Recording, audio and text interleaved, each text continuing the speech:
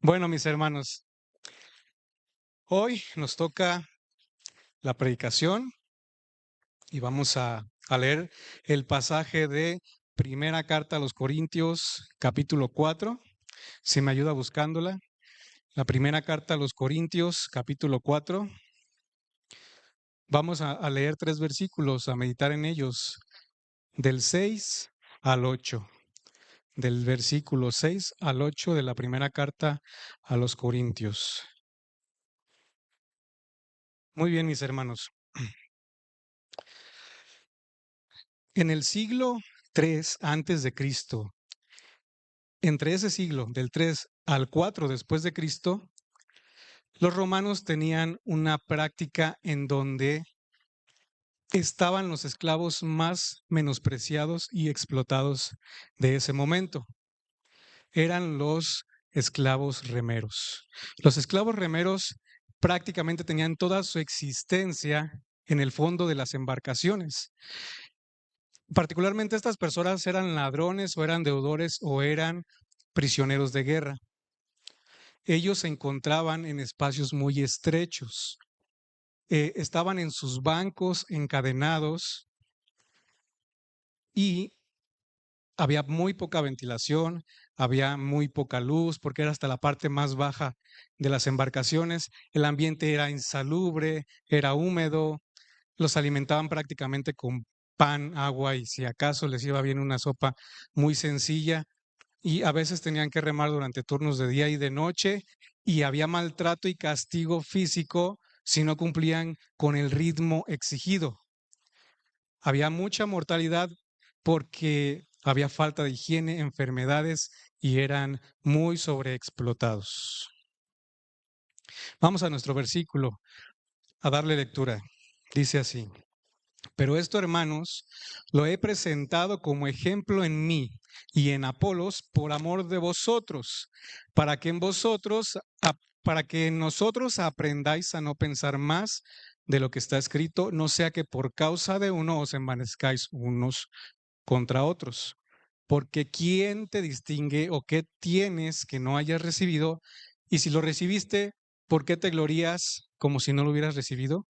Ya estáis saciados, ya estáis ricos, y si nosotros reináis, y ojalá reinaseis para que nosotros reinásemos también juntamente con vosotros. Esta predicación la he titulado La prueba del servicio. La prueba del servicio. Y la he dividido en 3 secciones. Vamos a empezar con la primera. La primera sección la nombré Un ejemplo por amor para enseñar. Un ejemplo por amor para enseñar. Y en el contexto que vamos a ver, ¿a qué se refería Pablo que hablaba sobre sí mismo y Apolos? Vamos a ver en qué contexto o a qué se refería para decir, vean nuestro ejemplo, porque de aquí en adelante les está diciendo, vean mi ejemplo, pero ¿de qué ejemplo está hablando? Mientras yo estaba estudiando, estaba meditando en los versículos anteriores a los que me tocaron para ver de qué ejemplo hablaba.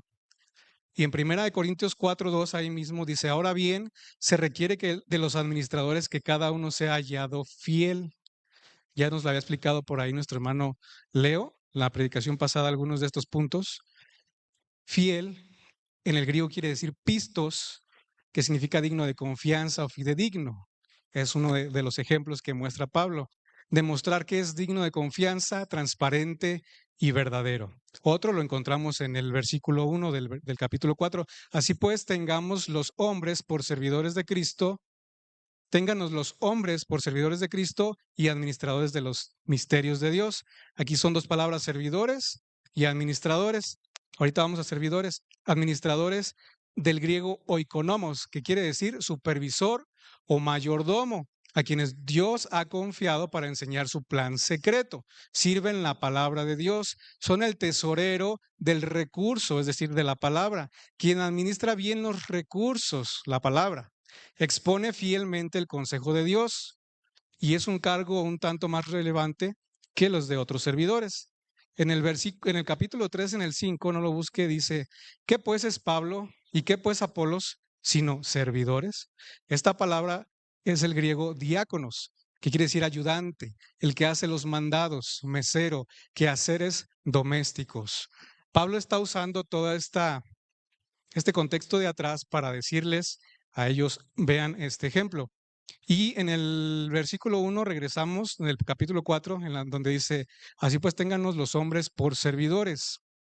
Esta palabra, creo yo, que es la palabra que más se puede entender que se aplica al servicio más sacrificial, más que las otras, porque en el griego quiere decir juperetes, más bien es juperetes, que significa jupo, bajo, eretes, remero, un subremero. Piensen de mí como un juperetes, como un subremero, como un servidor de baja categoría, como de acción subordinada bajo la dirección de otro, el que tiene la característica de hacer la voluntad de su maestro o amo sin ningún interés en su dignidad o valor personal. Contento con ser un siervo de nivel bajo, sin ambición o recompensa personal en mente. Esta palabra la vemos aplicada cuando Jesús está platicando con Pilato y le responde Jesús, mi reino no es de este mundo. Si mi reino fuera de este mundo, mis juperetes, mis servidores pelearían para que yo fuera entregado a los judíos, para que yo no fuera entregado a los judíos, pero mi reino no es de aquí. Cuando Saulo se encuentra con Jesús, Jesús le dice, Pablo, levántate y ponte sobre tus pies, porque para esto he aparecido de ti, para ponerte por juperetes, por servidor, por ministro y testigo de las cosas que has visto y de aquellas en que me apareceré a ti. Así que Pablo está haciendo referencia a todas estas cosas para poder decir, pero esto, hermanos, esto que les estoy diciendo, lo he presentado como ejemplo en mí y en Apolos por amor de vosotros, por amor de ustedes. Este ejemplo, este servicio, este sacrificio por amor de ustedes. Y antes de pasar a la segunda parte de ese versículo, quiero resaltar esto porque pocas veces vemos líderes así. Durante la peste negra o la peste bubónica en 1527, Johann Hess le escribe una carta a Martín Lutero preguntándole si un cristiano debe huir de una plaga mortal. Y le contesta la carta con varias ideas, de las cuales nada más voy a rescatar por el momento dos, por el tiempo. Y Martín le contesta a él, es posible huir de una peste mortal en desobediencia absoluta. Hay un deber entre hermanos respaldado por lo que dice 1 Juan 3:15. Todo aquel que aborrece a su hermano es homicida. Y sabéis que ningún homicida tiene vida eterna permanente en él. En esto hemos conocido el amor, en que él puso su vida por nosotros, también nosotros debemos poner nuestras vidas por los hermanos. Pero el que tiene bienes de este mundo y ve a su hermano tener necesidad y cierra contra él su corazón, ¿cómo mora el amor de Dios en él? En esto se basó para él decir este primer punto. El segundo punto que quiero traer aquí es que puede ser por misericordia. Martín Lutero creía que si Dios quería, podía resguardar la salud de aquel que pudiera apoyar a otra persona que está en necesidad, basándose en el Salmo 41 que dice, bienaventurado el que piensa en el pobre en el día del mal, el Señor lo librará. El Señor lo protegerá y lo mantendrá con vida y será bienaventurado sobre la tierra y no le entregarás a la voluntad de sus enemigos. El Señor lo sostendrá en su lecho de enfermo y en su enfermedad restaurará su salud. Entonces, este ejemplo del liderazgo de Martín Lutero en ese sentido, creo que es muy digno de apreciarlo. ¿Por qué? Porque él en ese momento, estamos hablando de una pandemia, una peste que no se compara ni un poco tal vez a la del COVID en cómo era. Las personas prácticamente empezaban a tener las manos negras, les salían úlceras o no sé cómo se diga, y estaban a veces tiradas en la calle.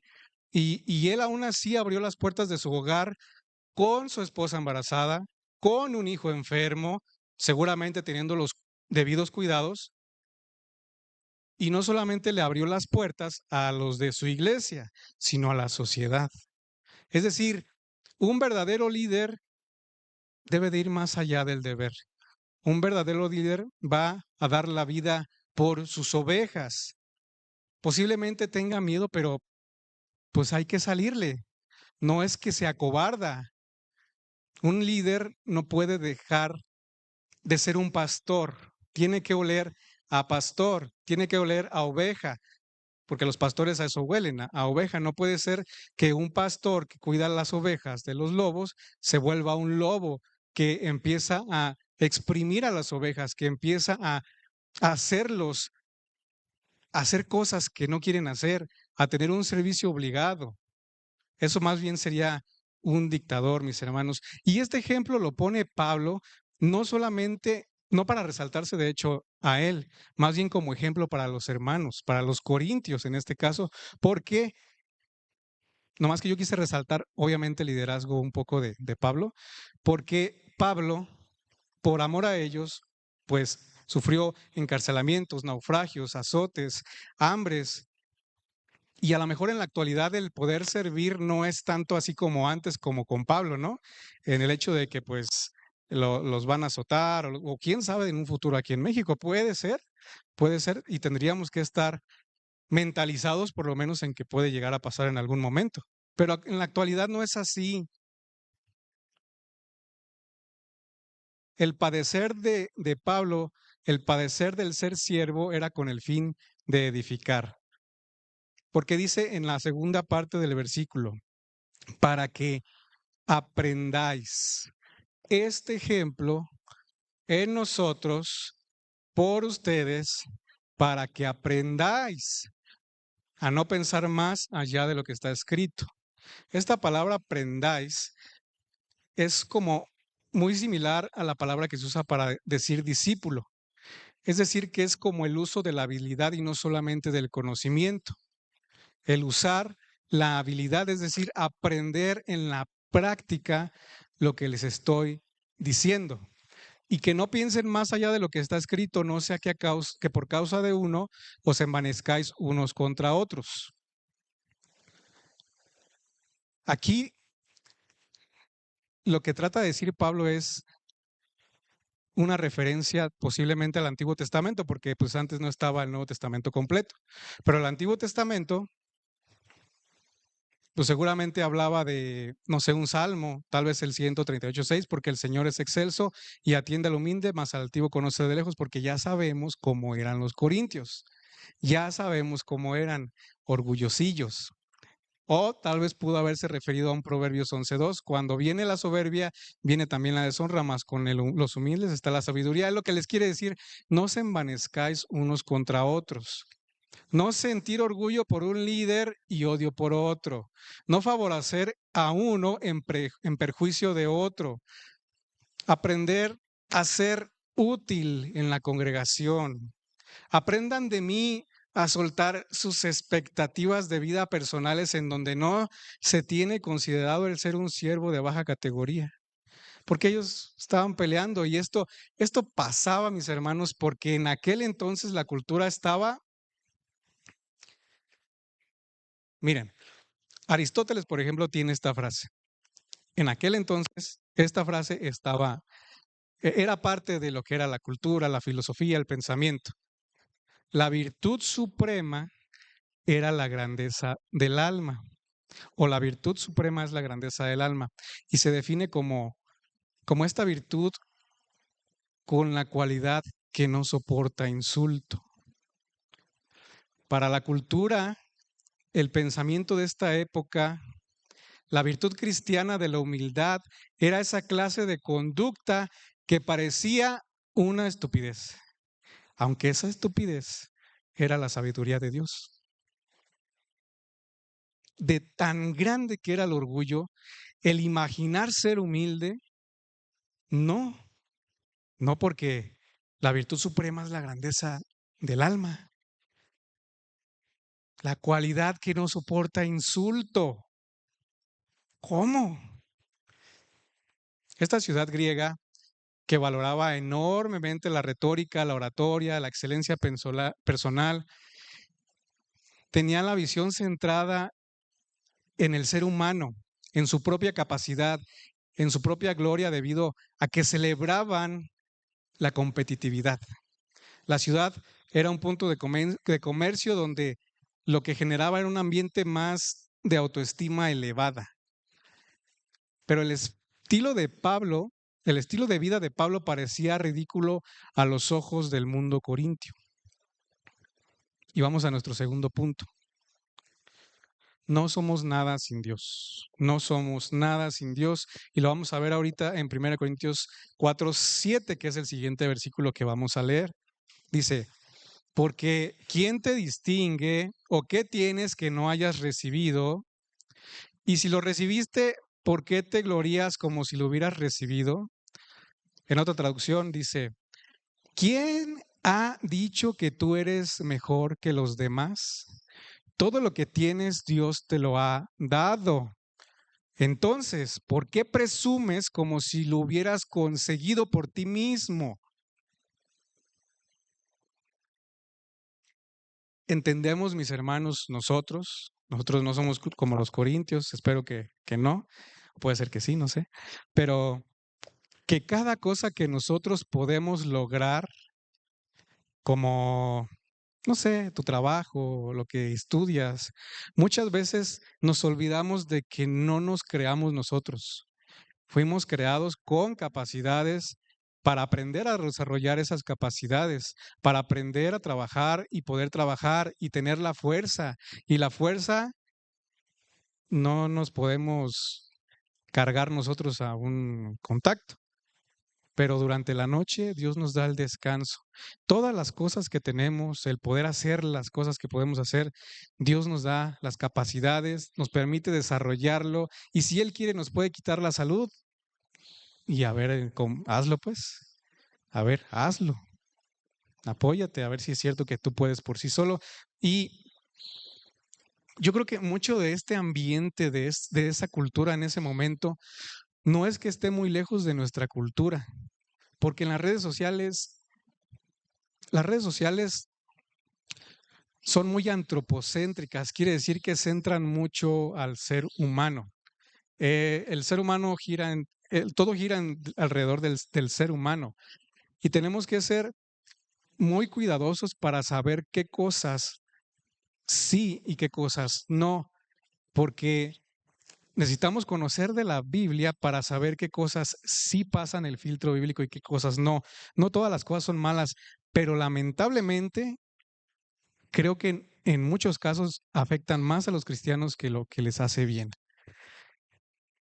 Ahí nos podemos dar cuenta de que tal vez tú puedas estar bien con tu esposo, con tu esposa, puedas tener una bonita familia, pero si ves que alguien publicó algo mejor, se genera en el corazón, ay, mira, y volteas y dices, me falta, me falta. ¿No? Porque este era el sentido de los corintios. Genera codicia en ciertas ocasiones. El estar tanto tiempo metidos en algo que no edifica, sino que más bien corrompe el corazón. Y tenemos media hora de nuestro devocional y vamos y tenemos 3, 4 horas de a ver qué tanto pasa en las redes. Y pues, ¿qué alimentas más, hermano? ¿Qué estamos alimentando más? O podemos ver estas frases en donde se oye bonito todo, pero no es tan correcto. Mire, por ejemplo, me encontré unas cuantas. Dice, la libertad comienza cuando tú te aceptas a ti mismo. La suerte para triunfar en la vida se llama cree en ti. Dedícate a sentirte bien contigo mismo. Es con quien pasarás el resto de tu vida. Soy bien padres, ¿no? Quiérete, es gratis. Quiero, puedo y merezco. Todo esto que encontramos ahí, hermanos, todo esto que encontramos es un seguro, es un bloqueo para evitar el cambio. Nosotros no fuimos llamados a quedarnos como nacimos o como estamos. Porque cuando Cristo te toma, te hace una nueva criatura. Hay cambios. Se supone que si eres cristiano tiene que haber cambios. No nos podemos quedar en el pasado. Y es lo que les dice Pablo, sálganse de esa manera de pensamiento que tienen, porque no está bien que se sientan tan orgullosos y tan como si se valieran por sí mismos siempre. Y no, hermanos, no somos llamados a atorarnos. Sentían que habían alcanzado esta grandeza espiritual. Y mucha gente te sabe de Biblia, pero si la invitas a las faenas no viene. O si la invitas a convivir con la iglesia, no viene. O si le dices, ponte a hacer el aseo o lava los baños, no, hermanos, como vaya a lavar yo los baños. Voy a andar ahí agarrando yo cosas que no, o sea, no. Pero vemos luego que andan publicando ahí cosas, ¿no? De versículos y todo este tipo de cosas. O llegar después del tiempo de iglesia para no saludar e irme antes de la predicación para no saludar. Y la publicación, cuán bello y cuán hermoso es habitar los hermanos en armonía. O no aceptar consejos como este tema de la libertad en Cristo, que a veces es bien compleja. Que vas a un hermano que está haciendo algo que a lo mejor a otro hermano le es ocasión de caer, ¿no? Hermano, ahí nomás, a lo mejor sí lo puedes hacer, pero cuida tu testimonio, porque el otro hermano, tú sabes, ¿no? Que pues salió de esa situación de adicción, salió. No, a mí Dios me dio mi libertad en Cristo y yo la voy a disfrutar como yo quiera. Así que yo soy libre. Sí, mis hermanos, o sea, sí, pero el amor está por encima de tu libertad. El amor a la otra persona está por encima de tu libertad. Primero, el amor. Y aquí, de tantas cosas que enlista Pablo en sus cartas respecto a lo que los apóstoles sufren, hay una palabra en la que él usa, que es la palabra abofetear, que en el griego quiere decir dar una paliza a un esclavo. Y Pablo prácticamente lo que quiere decir es que cuando nos dan una paliza, nos insultan o nos abofetean, nos vengamos. Los bloqueamos de las redes. No, dice bendecimos. Cuando nos hagan mal, bendecimos. Para un pagano esto era sorprendente porque eso se preguntaba, ¿es una virtud? La humildad es una virtud en aquel entonces. Y no estamos hablando en ese sentido de ser masoquistas, tenemos que tener cuidado con esto porque el masoquismo es la búsqueda del dolor o sufrimiento por placer propio. El que quiere, que le gusta de repente ahí estar sufriendo nomás por sufrir, es por placer propio y eso es masoquismo y no es nada constructivo. Sin embargo, el servicio bíblico para con otros tiene el sentido redentor de dar crecimiento y amor a los demás, la dedicación al ministerio con un enfoque de humildad para hacer crecer a otros. El servicio bíblico en mi corazón tiene un propósito de desarrollar mi carácter, probar mi carácter para ser eficaz para el Señor. Ese es el sentido que está usando Pablo. Esto es el servicio sufrido de un esclavo. Tiene un propósito, tiene un fin de amar y de edificar. Y aquí estamos, mis hermanos, en el servicio. Hay personas que están cansadas, que yo conozco, que se cansan dentro del servicio, que tienen a veces hambre y están sirviendo al Señor. No necesariamente en la iglesia, hermanos, afuera en la semana. Yo he visto eso con algunos hermanos que no tienen tiempo y se hacen el tiempo, que a lo mejor viven lejos, pero llegan puntuales, que a lo mejor los critican, se desvelan o está esta otra actitud de, ay, es que no estoy acostumbrado, a mí nadie me enseñó a servir, a mí en mi casa pues yo nomás iba a comer y así. O, híjole, es que aquella iglesia está allá por la terracería. No, hermano, esa no, el Señor no me ha dicho que pueda hacer ese sacrificio. No, hermanos, aquí no estamos hablando. Miren, y estas cosas para nada se comparan con los sufrimientos que Pablo realmente tuvo. O sea, estas cosas Creo que en algún momento todos lo podemos hacer, claro, siendo prudentes, cuidando a la familia y todo, pero siempre, siempre, y lo he visto en familias grandes, de alguna otra forma el que quiere servir, sirve, hermanos. El que quiere servir, sirve. Estas pruebas del servidor de baja categoría son buenas, dan crecimiento a nuestro carácter cristiano. Para muchos no es un gusto saber que al servir te topas con pruebas. No estamos acostumbrados al padecimiento, pero tenemos que aprender a convivir con esto. Porque cuando llegan las pruebas del servicio, de cualquier cosa en tu vida, específicamente aquí en el servicio, nos irritamos o nos enojamos. Cuando te toca padecer por Cristo, pues le oímos. Pensamos muchas veces que la vida es un camino plano en donde siempre va a haber felicidad y dices, pues depende, de repente a lo mejor puede haber que un otro bache, yo entiendo, pero casi siempre va a ser bueno. La realidad es que no es así. La realidad es que nos cuesta aceptar que la vida no es un camino plano. La vida está llena de baches y de topes. Y nosotros somos este carrito chiquito que tiene una suspensión muy débil y que cuando empieza, pues sí se empieza a sentir ahí, ay, las pruebas y esto. Pero conforme vas avanzando sobre ese camino y te haces la idea, la vida tiene pruebas y tiene padecimientos, poco a poco te vas rebustiendo y te vas transformando como en esta super camioneta 4x4 con una mega suspensión y vas a sentir las pruebas y se van a sentir los baches, pero vas a estar bien.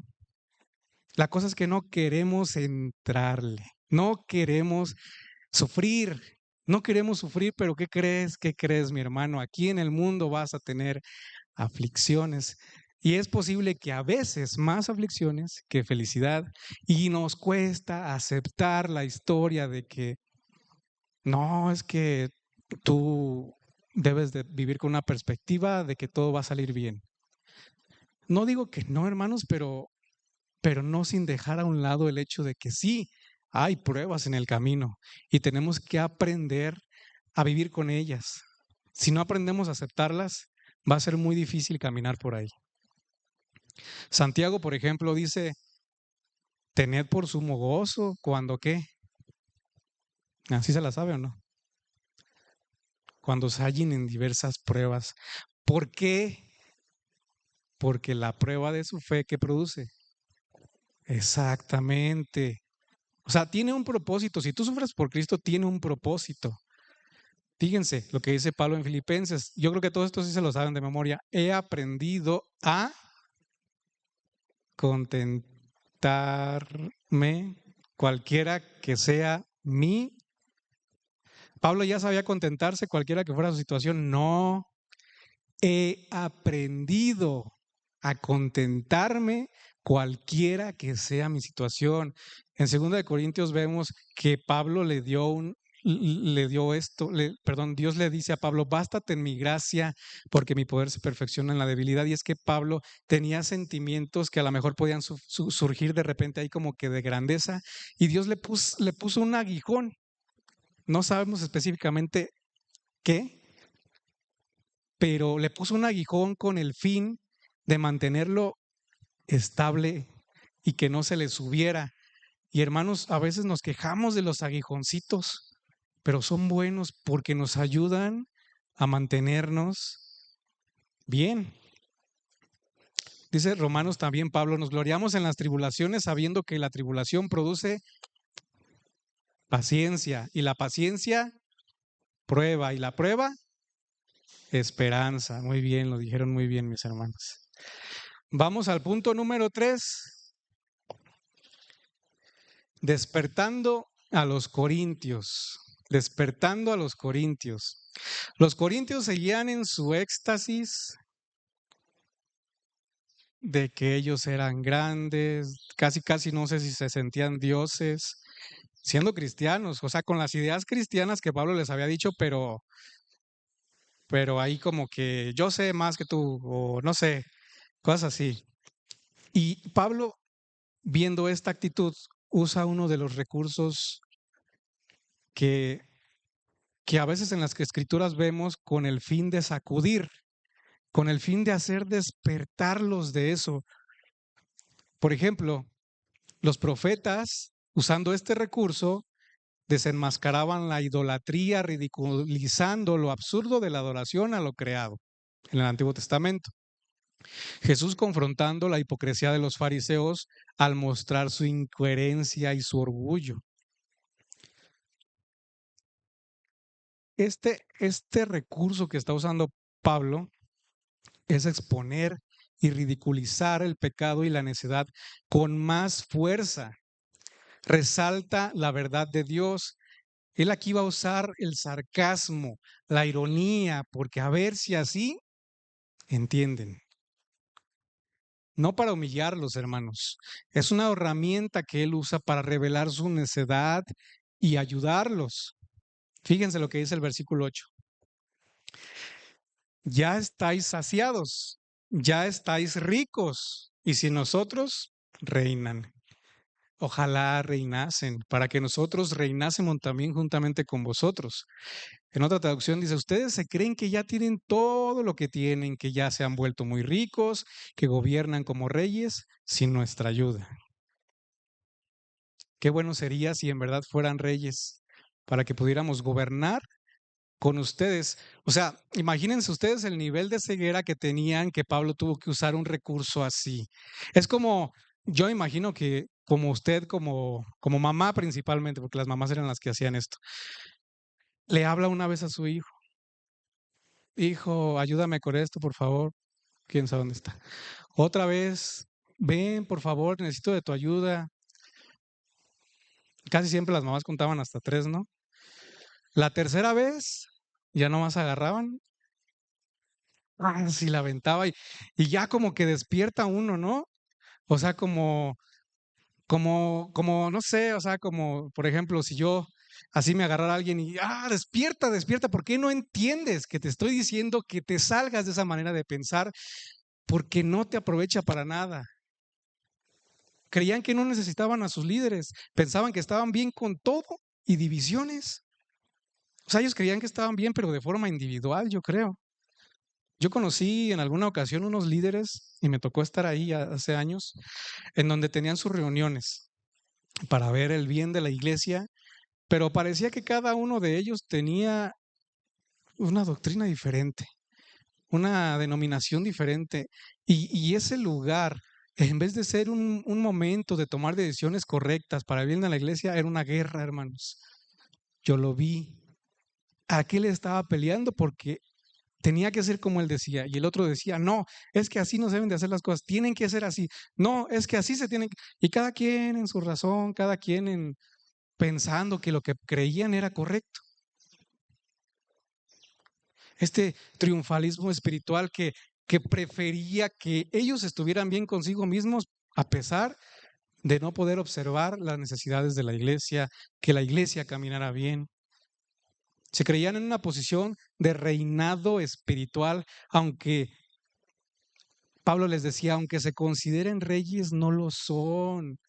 Entiendan que no lo son. Hasta dónde tiene que llegar Dios con ustedes para quitar su ceguera? ¿Hasta dónde? E incluso esto, mis hermanos, para nosotros, ¿qué tiene que hacer Dios en tu vida o en la mía para que hagamos ajustes?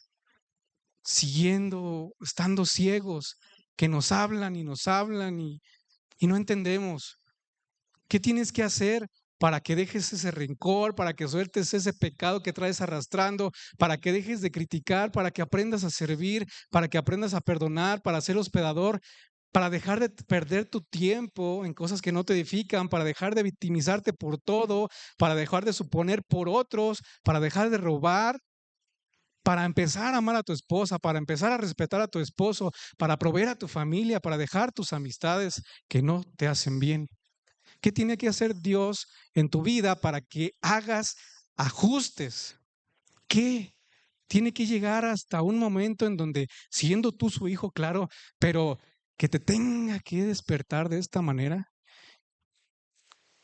Pablo les dice, qué bueno que que si en verdad fueran reyes para que pudiéramos gobernar, qué bueno sería que lo que ustedes crean fuera aplicado de manera correcta, que de verdad sí se sintieran o se percibieran de una manera correcta y poder caminar juntos como iglesia para gobernar con ustedes. Qué bueno sería si fuera así.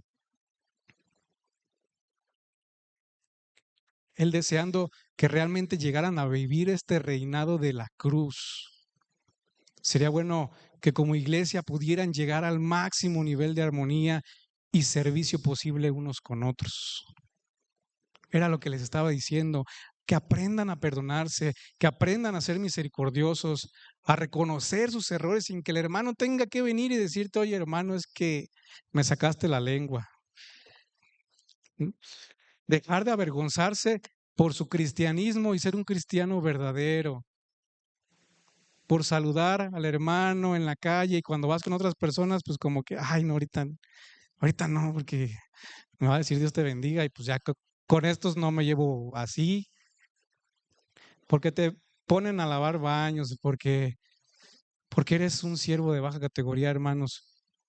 Sería bonito que todos fuéramos siervos de baja categoría, esto en el sentido de percibirnos a nosotros mismos así, percibirnos a nosotros mismos como este siervo, subremero, remero de baja categoría, sin la intención de engrandecernos y más bien de ser de utilidad para otros. Porque ellos tenían la visión de ser reyes, ¿se imaginan? De ser servidos, de que les hicieran los mandados.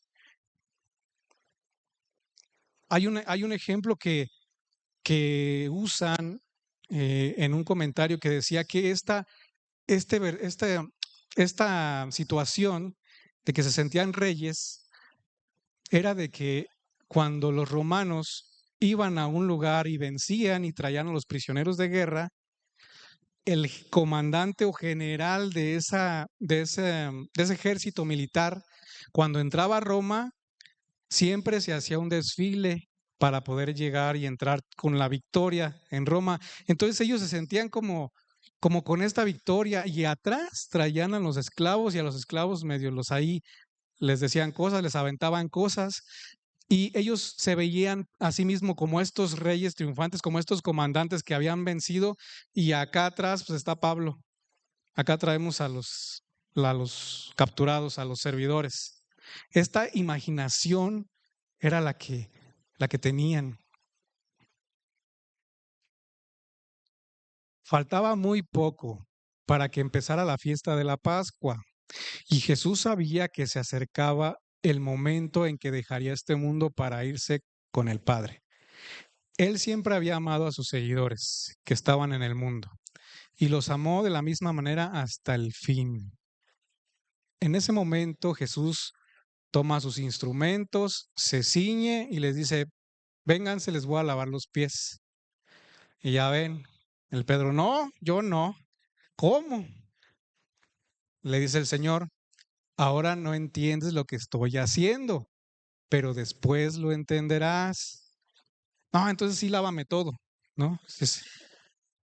Porque le dijo que si no, no iba a tener parte con él en el reino también, entonces como que se asustó, yo creo. Después de lavarle los pies, Jesús puso otra vez el manto y volvió a sentarse en la mesa y les preguntó, ¿entienden ustedes lo que acabo de hacer? Ustedes me llaman a mí maestro y señor y tienen razón porque soy maestro y señor. Pues si yo, su señor y maestro, les he lavado los pies, también ustedes tienen que lavarse los pies unos a otros. Yo les he dado el ejemplo para que ustedes hagan lo mismo. En ese momento, en esa etapa de la cultura, cuando una persona entraba a la casa de otro, la costumbre era que un esclavo, que un sirviente más bien, le lavara los pies a los invitados. No había nadie que se acomidiera, no había un sirviente. Y de todos los que estaban ahí, nadie se acomidió. Entonces llega Jesús y se acomide y les pone el ejemplo. Tiene la iniciativa de mostrarles el ejemplo.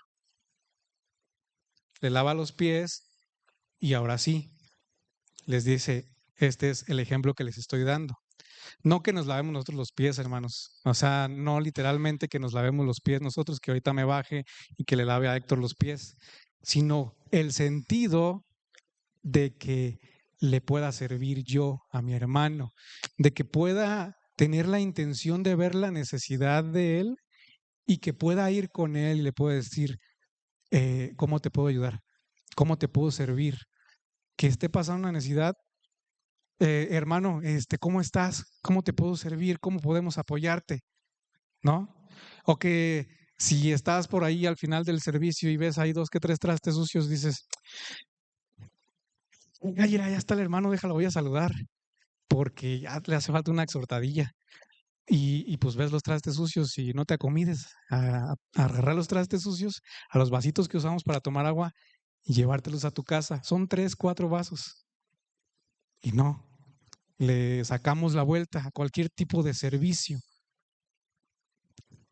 Pablo exalta el ejemplo de Cristo en Filipenses. Dice, nada hagan por contienda o por vanagloria, antes bien con humildad, estimando a cada uno de los demás como superiores a nosotros mismos, no mirando cada uno por lo suyo propio, sino cada cual también por lo de los otros. Haya pues en ustedes este sentir que hubo también en Cristo Jesús, el cual siendo en forma de Dios, o sea, él sí tenía el mérito para presumir que era Dios, el cual siendo en forma de Dios no estimó el ser igual a Dios como cosa a que aferrarse, sino que se despojó a sí mismo y tomando forma de siervo, hecho semejante a los hombres, y estando en la condición de hombre, se humilló a sí mismo y haciéndose obediente hasta la muerte y muerte de cruz para acabarla. Una muerte donde clavaban a los malhechores. El día que nosotros demos a conocer al mundo nuestra fe cristiana, vamos a saber quiénes son de verdad nuestros amigos, nuestros hermanos y nuestra familia. Tenemos la necesidad de impactar la sociedad con nuestro servicio y amor, no de que vean a la iglesia y digan, entre ellos se están peleando, no se ponen de acuerdo y todos se sienten como reyes. No, tenemos que tratar de no pasar desapercibidos como cristianos en este lugar, en esta tierra, en este momento. Que si te conocen por algo aquí, no en la iglesia nada más, aquí donde vives tú en Uruapan, cuando vas con tus familiares, cuando vas al trabajo, que no sea por tu orgullo, por tu grandeza, que sea por tu humildad, que sea por tu servicio, acomedido, intencional. Somos llamados a tratar de vernos y percibirnos como estos esclavos remeros que no tenemos mérito, porque el mérito es de Cristo. Él fue el que nos hizo dignos, Él fue el que nos puso a servirle, a ser esclavos de baja categoría, sin ambición personal en mente o recompensa aquí en la tierra. Claro, vamos a tener posiblemente nuestra recompensa en el cielo, nada más con el hecho de pensar que ya vamos a llegar con Jesús, es un descanso. Ya, al fin, ya se acabó la chamba. No es como el fin de semana. Ay, Señor, ya se acabó este peregrinar aquí en la tierra. La simple recompensa de ya poder ver al Señor, del poder ya estar bien, que Él enjugue nuestras lágrimas. Pero aquí no toca eso todavía, hermanos. Aquí no toca eso, aquí toca servir. Somos llamados a hacer notar a Cristo en el mundo, no a sobresalir nosotros, a Cristo, porque es necesario que Él crezca y que yo mengüe, que yo disminuya, que yo pase desapercibido. Y si Él quiere en algún momento, Él va a usar a alguien para hacerlo presente en esta vida, pero que pueda servir de ejemplo. No como tal que sobresalió él por sus propias fuerzas, sino para que esta persona pueda ser de ejemplo como precisamente Pablo y podamos ver a Pablo y él que decía, imítenme a mí como yo imito a Cristo. Que podamos ver aquí en el presente a un Martín Lutero como en el pasado, que pueda destacar un liderazgo de humildad y de servicio en la tierra y que podamos realmente representar bien la palabra del Señor en un futuro. Eso es a los que estamos siendo llamados, mis hermanos, a eso, a eso. Y más adelante vamos a ver qué más les dice Pablo a los pobres corintios, pero pues ya ocupaban el chanclazo, la verdad. Ya ocupaban la sacudidita. Así que mi hermano, ¿qué hay que esperar? Para que hagas ajustes en lo que debes de hacer ajustes, para que hagamos los ajustes que tenemos que hacer. ¿Quieres esperar hasta que Dios te despierte? Ok, hermanos. Esperemos que no lleguemos a ese punto, que aprendamos a escuchar la voz de Dios y que podamos ser de ejemplo a este mundo que nadie se quiere servir. Todos quieren sobresalir. Vamos a orar, mis hermanos.